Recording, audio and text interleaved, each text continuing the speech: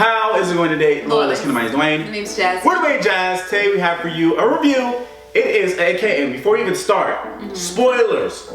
Spoilers galore. For us. Well, depends on what route you take. Yeah, so Bandersnatch is Black Mirror. We love Black Mirror. Bandersnatch is You say Blander? Bandersnatch this young guy was making his name is Stefan. It's on Netflix. It's on Netflix. His name is Stefan. He was making an interactive game. And you know we love our interactive games. In the 1980s.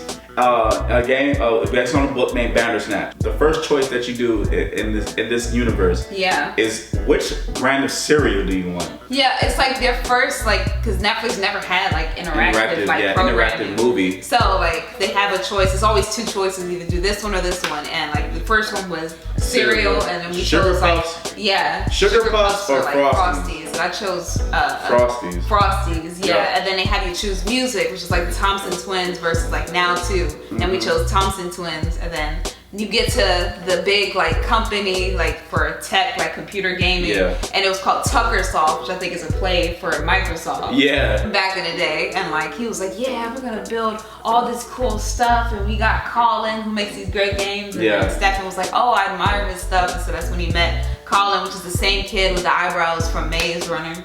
And Where Are the Millers? We Are the Millers. Yeah, he was in there too. I'm like, he's in everything. That boy's getting booked. Okay, but so he saw him and met him and saw the game that he was working on, and then it glitched a little bit. But that was because I don't think they were done with the programming or anything. Also, a quick Easter egg: if you've ever seen the episode Metalhead, a lot of people that had theories that it was actually a video game, and now we had our questions answered because. Colin made that game Metalhead. Yeah. So that I didn't even notice that when I was first looking at it, and then it clicked. Wait, that looked familiar. Later on. Yeah.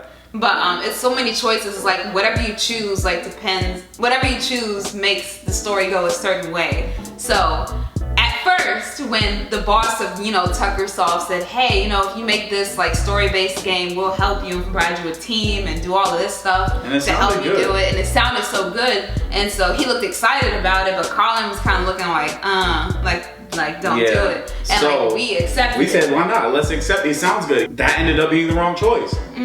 It was. Yeah, I guess it was. I guess it was the wrong. Well, for the game rating, it was the wrong choice, because if you accept the boss's deal to get this team to work with you, then your game rating, they fast forward it, and you can see the game rating on the TV, and they gave him a 0 star, a 0 out of 5, 0 out of 5 stars. He said, oh, it's just bad, it's just everywhere, and he was like, I'm gonna try again, and then it makes you go back to the beginning of the episode, and then kind of fast forwards through your choices that you made up until the part where the boss makes you say, do you want the deal or not? And then this time they're saying, okay, refuse, so that she goes somewhere else. What was interesting before that though was that when you came back and then you go through the thing of meeting Colin again, Colin was like, didn't I see you before? Yes. Okay. So we're gonna explain more, because it's further down, which is why I have a theory as to why. Because since Stefan already experienced that, it was like deja vu, and so Colin was like, did I meet you before, even though it was his first time? It was because he did meet him before, but he doesn't know that, so I was in a different timeline, basically. So when he refused to do it, and he said he was just gonna work on it on his own at home, that's when Colin was like, okay, that's a good thing. Colin was showing him in a video game called Nosedive, and then the code got messed up, and then Seven knew exactly what exactly happened, and he was like, yeah, how'd you know that? And then he was talking about the book Bandersnatch, and then the first time he played around, Colin has never read it. The second time he played around, he said he's read the whole book, so it's a different universe almost, or a different timeline, multiverse. I don't know. I don't know how to say it, but it's a different existence. Different timeline. Universe, different timeline. I don't know. It's different timeline. But it kind of runs in together. So it's whatever you do in one timeline, another one is you do something else. Yep. And basically his mom died, and she died in a train crash. Yeah, because you go to the next scene, it was okay, he refuses. he refuses and then says, I want to go home and work on it. And then you find out that he goes to a therapist. Yeah, and for that then reason. the game is like, do you want to talk about it or do you not want to talk about it? Like, do you want to talk about your mom passing? Yeah, and then he elaborates. So we open up to the therapist and elaborate, and that's when they talk about his mom dying. So his dad was like, I don't let my son playing with dolls because he had like a favorite little rabbit. That his mom made him. Yeah. And he was 5, mind you. And saying like, oh yeah, I don't want to play with the doll or whatever. The doll has to go. And I'm like, it's a stuffed animal for 1. 2, he's a baby. He's 5. Like, what's wrong with having that? So but took it away. The dad took it away, hid it from him, and he was trying to find it early in the morning, and that's what made the train become late. And then he ended up not going with his mom, and his mom ended up dying he had to catch another train because the first train she went with, was left. So she was late. The late train. Later she train. died on the late train. The train derailed, and then that kind of. And so because of that, Stephen feels like it's his fault that his mom died, and he kind of has like a resentment toward his dad too, because his dad is the one that took away the toy that he was looking for, which made his mom late. So he's like, it's both of us. Yeah. And like he's just mad. Anytime he's like on screen with his dad, it's just awkward. It's always just awkward. Yeah. So it so he's working on the game, and he's like, it's like showing a montage of different days, him working on the game, and his dad is worried about him because he's just been in his room, hasn't been eating much. He already goes to a therapist, so he's like, do you want to go to a therapist? And then they give you another choice, and it was like throw T on your computer. Oh yeah, no. Or hit desk. Or shout out. It was a shout at dad. Yeah. So we was like, we're not gonna throw T on the computer. Our equipment, like, right? Because that's gonna destroy the game. Yeah. And so we said we're gonna shout out dad. So he like, Dad, F off, Dad. And then the dad was like, you're coming with me, we're gonna go out to eat, because that's what he said the first time. And then tricked them and took them to the therapist again. I'm like, Dad, that's why he don't like you. Right. like, I saw that. I was like, come on, you couldn't just say we're going to the therapist. I think he's old enough to where you just say, yeah, we're taking you back to the therapist. Not, we're going for lunch. Like, you're actually trying to help me, and then you take me to the therapist. Like, so, yeah, you don't want to go. Like, come on now. Yeah. And so because of that, he saw Colin. And then he saw Colin walk in, and so he had the choice then to either go to the therapist like his dad is saying, or follow Colin. And so we chose to follow Colin. And we told him like, yeah, he was like, yeah, I'm in like this hole, this rut with the game. And he was like, oh, I'm gonna help you. So he takes him to his place, and then he shows his wife and then his child, and then gives him drugs. Gives him some psychedelic drugs, and he puts it on his mouth. It's like Molly, but it has like this little like creature on it, or whatever. And like he said, once you take this, like you'll see everything, and like everything was moving. Like his imagination was just going everywhere. He was touching paintings, and it was moving. And so he was like, yes. And then that's when Colin started spilling out like all this stuff. Like, the government is watching us. They're putting drugs in our food, and they're watching relatives. Yeah, they're hiring people to be your relatives in order to keep watch on you, and they're spying on you and filming you and things like that. And he's like, and Pac-Man is not Pac-Man. It's like, what did he say? You said Pac-Man isn't Pac-Man. People, what does it stand for? Program and control. Program and control. Yeah. Right. Pac-Man is like, you're Pac-Man, and you're stuck in a maze. And every time you think you get out, you just go right back in the maze. You go right back in. And he has to like, gets out one maze and then enters another maze. Basically, like on one side of the map he finishes, then he has to go to another side, and then he gets chased by demons, and it's just like, whoa. Yeah, it was a whole lot. It made me think. I was like, wait. I was like, this makes a lot of sense. And then he was talking about this shit. He was talking about decisions, and how like when you get the deja vu, like you said, that one, you choose this choice, and you can have an alternate timeline of what you didn't choose. And I'm just like, because he's like, where you are right now in life is based on the decisions that you've made in the past. He says, so whatever decision you made in the past led you here, and if you didn't do that decision back then, you'd be somewhere else. And he was like, you're not really, and then he was like, you're not really dying, it's just that the spirit or whatever, that's why you got a deja vu and flashbacks. Restart. Yeah, it's like, you get flashbacks and like somebody else is controlling us from like somewhere else. And right. Like that. He was like, we're just playing their game, that's why you just go with the flow with everything. And so then he gets to the balcony, and he says, do you want to, he said, like, since we're just on like a repeat or whatever, and this doesn't really matter, and what we're doing is just like being controlled by somebody, one of us is gonna jump off of this balcony. And I was looking at that like, you gonna jump off this balcony because you the one talking about it, saying that this don't matter. He was like, which one of us gonna jump? I was like, you. so he jumped, he died, and that's wife. That's when the wife was like, "What's going on?" The wife was like, "Where's Colin?" And she saw him dead. She started screaming, and Stefan went out. Right. And so now Colin's dead, and we don't see him for the rest of the episode. Yeah, we don't see him for the rest of the time. Mm-hmm. But you get things like he got like a tape from him or something. Yeah. From his like coworker, from Colin's coworker. Yeah, He's like, Colin wants you to have this, and he's like, "Have you seen Colin? Because he died last time he saw him." Right. And he was like, "No, I didn't see him." So and it was it was Jerome, the creator of Bandersnatch, and it was just talking about him, you know, his ideology and how he made to come up with the game, and then talking about him going crazy and killing his wife, saying that there's a different timeline, so it doesn't matter if you kill somebody.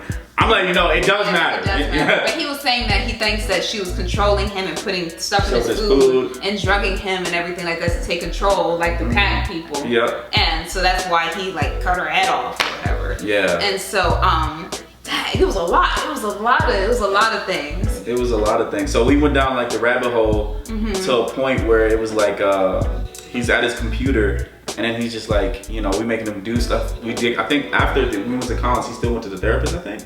After that, and he said that he feels like he's out of control and things like that. So we told him to, it's either pull your ear or bite your nail. So we told him to pull his ear, and he was like having his hand to pull his ear. And then he pulled it back, and was like, we were at that point. He was realizing that somebody else is making him pull his ear. He's like, I don't want to do that. Like somebody's making me do that. And so he was trying to like keep his hand down. And I was like, oh, this is so cool.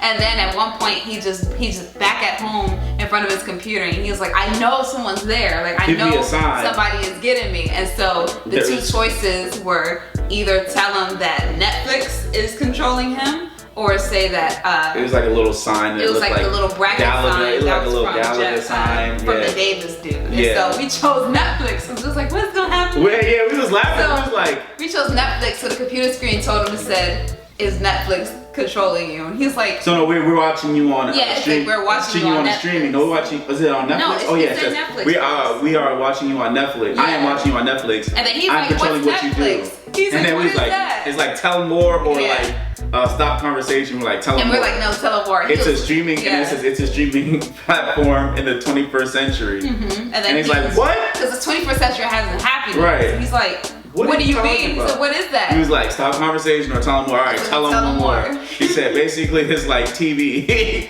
but online. In the future. And he was like, you're from the future. And then his dad walks in the room, and the thing before he could see the thing on the screen, the TV. It went away, and it went back to his coding. And he's like, what's going on? He said, Dad, I think I'm losing my mind. Something from the future's controlling me. And so they took him back to the therapist, and then the therapist was like, so something called Netflix is watching you. And controlling And then he was like, yes. So what planet is Netflix from? It's like, is that a planet? Is that an alien? Like, what is it? So if Netflix was in really control, wouldn't it have you do something way more exciting? Right, and then he was like, what do you mean exciting? And she was like, well, if people are controlling you, then why would they have you in a situation that you're in? Why would they make it more exciting? And then it says the choices were make it more exciting was either yes or F yeah. And so we chose F yeah. Yep. And so then we had to fight the therapist. The therapist went Kill Bill. She took out these two batons. He threw some tea at her. She took out the baton. She was like, come at me. And he was like, go out the window. Kicking, there was no choice. He said, go out the window or fight the therapist. And I was like, we're going to die. Right. Fight her. So we fought her, and then the dad came and he just choked. He just all of a sudden got super strong. The therapist was kicking him and stuff like that. And then once he beat up the therapist, then his dad busted. Then he started beating him up and then was holding up Stefan up against there. But he gave you another choice, which was either to karate chop the dad or kick him in the balls. And so we said, kick him in the balls. So he kicked him right there, and then he still got up. And put him in a chokehold, and then dragged him out, and then we started right back to where he was at with the computer, like, give me a sign. So we chose the other bracket, the little bracket. And then what happened after the bracket? After that, it was just basically, he was like saying like, oh, he's not in control because he's seen that before with Davis, and that's why he went crazy. And so that's when you go right back to the therapist. He like kind of like went in this space where he's like going through the flashback of like his dad taking away the toy and putting it inside of his room. And so since they still live in the same house, he decided to go in that room. And then in there, it was like this little safe, I would say, that has like a code there. And so it gives you a choice of either put a toy or packs, because we figured out what packs was going the common way, and so we put in packs, and then there was just files of him, like of people watching him and recording him in his sessions putting stuff in when he was a baby. Yeah. Inserting trauma and like hiding it was all like a stage, and it was a prompt, and it was like weird. It was like everything that he did was almost like the Truman Show, and like he was just like on a set, and like the people that was around him wasn't even his parents, like there was just people there to control and watch him. Right. And so when he saw his dad came in, and he was like, you were watching me this whole time and everything like that. And so they had a choice, which is either to like kill him, or what was the second choice? I couldn't remember what the second choice. I think it took you back to the the chair again. I think it took you back to the point where you went like Netflix or the thing again. You go to the safe, and then they chose toy, and then we found the toy, and then somehow they time traveled back to the timeline, and the dad was like, put it back where you found it, and he was a little boy, and basically he gave the preventing toy. Preventing the dad from taking the toy, basically. Yeah, so he put it back under the bed, and then he's like, they're going for the train, and he said, I found it, got the toy from under the bed, and then the mom was like, oh, well, we missed the first train, yeah, we're still late, so then inevitably,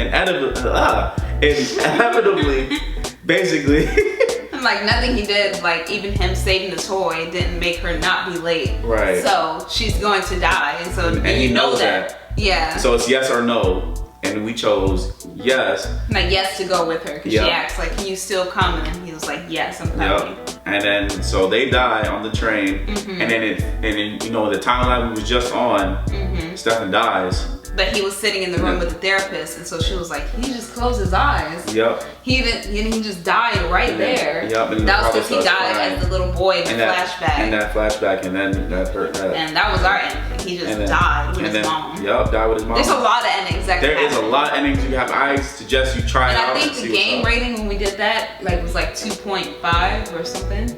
I don't even think he got a game rating on that timeline, did he? I think he did, yeah. Because that's how all of them end, with the game rating. Yeah, I don't know. I think he just died.